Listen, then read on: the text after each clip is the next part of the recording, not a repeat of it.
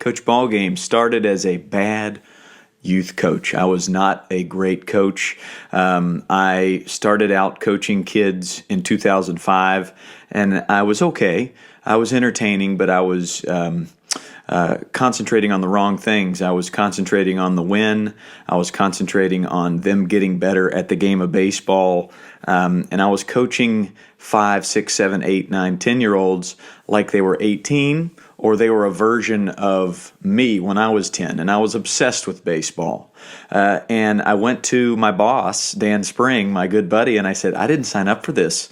I didn't sign up to babysit kids that don't want to be here. I want to be a baseball coach. And I think a lot of you can relate with that as you try to manage and be very patient with your teams, your youth sports teams.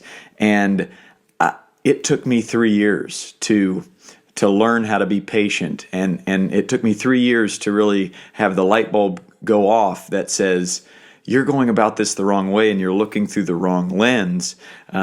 You're going to need to change it, or a lot of these kids are going to walk away from the game. So I have to get that out right off the bat that, yeah, I have a long way to go, but I've come a long way as far as seeing how a kid ticks. Now, I want to get onto the topic of yelling at kids from the bleachers or from the dugout and why it doesn't work. And I have a great analogy.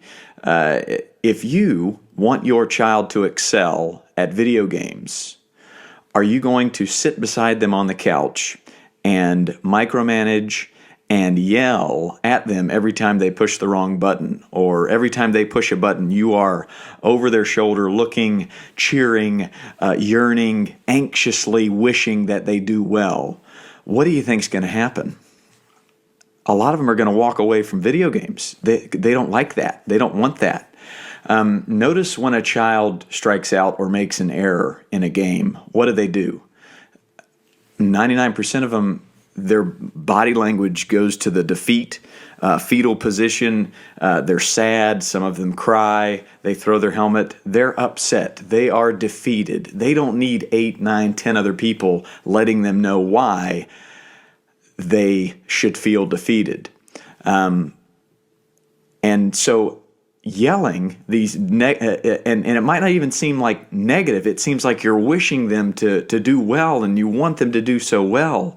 But in that very moment, when they're in the batter's box or when they make that error and they fail, they need quiet. They need calm. They need to be built back up. What I used to do was immediately talk to that kid about why they struck out, and they must not be paying attention to what I'm teaching, otherwise they wouldn't. Because I, as a coach, was so focused on the win, and it almost felt like I was the failure because I wasn't able to figure out how to communicate to that kid how to not strike out or how to not make that error. So I went into I'm a failure mode, and then I would yell louder. And I'm sure you can all relate. It took me years to figure out that doesn't work. And I went back into my own career, and I started to remember the times when I messed up or I struck out. I was defeated to the point of angry and sad. And sometimes I would cry, and sometimes I would want to throw a fit or even punch the wall or throw my glove, whatever. And the moments that got me through that was when my dad would just come down to the dugout and not say anything. He would just hug me, and he would walk away.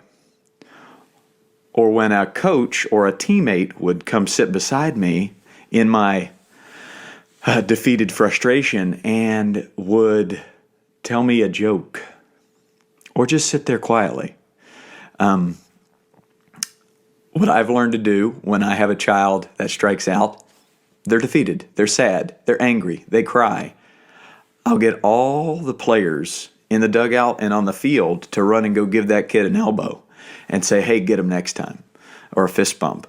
And then if they've struck out multiple times, I will use my failures as a player to my advantage as a coach and say, hey, Folks, this one time I struck out 4 times in a game. But guess what I did that 5th time? Struck out again. 0 for 5, 5 Ks, rough day. But that's baseball. That's sports. So yelling at a kid in the moment doesn't work because they immediately have this pressure they put on them, this negativity of I better do well, or the stakes are so high, I'm going to disappoint a lot of people. So why do parents feel that? And my dad definitely felt that when I was a kid, because it's natural. You want your kid to do well, and I get it. And that's immediately what you do in a high leverage situation is you wish, and you yell. And in your brain, it feels like you're helping, but actually, it can work the other way, and it does. It does not work. Now, if you yell negatively or you're beating a kid down after they already messed up, well, then hopefully that is clear that does not work at all. You're just pushing the kid out of the game altogether, and they're going to go do something else because they're beating themselves up, and now their coach is also yelling at them. What's the point?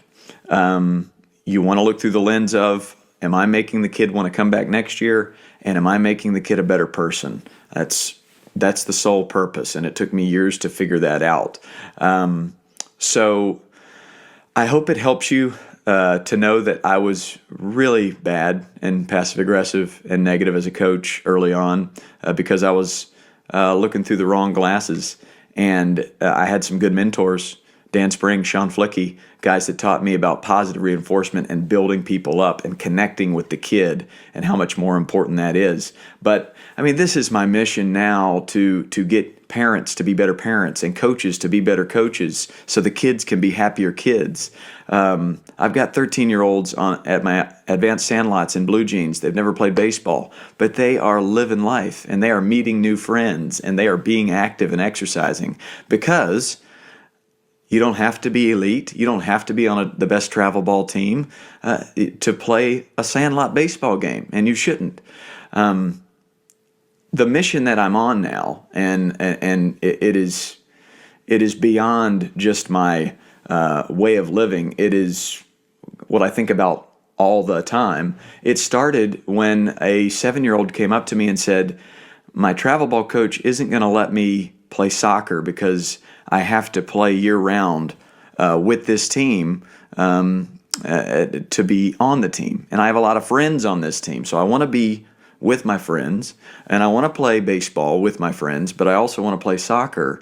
And that was when I really took the switch on, and I went from just seeing the problem to trying to be some sort of answer to the problem. And I started to seek out information from college coaches and major league managers and major league players. And what are they saying? Big picture. Become a great athlete. Mike Trout, great outfielder because he was a great basketball player. Jackie Robinson, 4-sport athlete at UCLA. I want a well-rounded athlete when I'm 17. That's what I want to see as a college coach. And then I can teach them how to go from second base to right field and be a good right fielder because a lot of times when you get to college, you need to be able to play all the positions. You need to learn how to catch. And if you've played inside linebacker in football or you've been a good defender in basketball, you might be a better catcher because of that. So college coaches, they're not looking for that great curveball when they're 10. They're not looking for that win when the kid's 11. They're looking for that well-rounded athlete who absolutely loves the game when they're 17, 18. So big picture, I'm always screaming that, as you know, here on the podcast. But I just wanted to give you that perspective that I have of, I started out a bad coach. And I'm ashamed to say it, but I was. And it took me a while to figure out I need to make sure these kids are excited to come back, and it's the best part of their week, and it's super, super fun. So take solace in that you can get better as a coach, and then really keep in mind that yelling is a trap that you can fall into during games, and that pressure that you put on your kid is a trap that you can put on, and you feel like you're helping them, but it's really burning them out mentally and physically, and a lot of times they just need a hug, a nice moment of silence, and a good joke, and some build them up. Man, fires me up.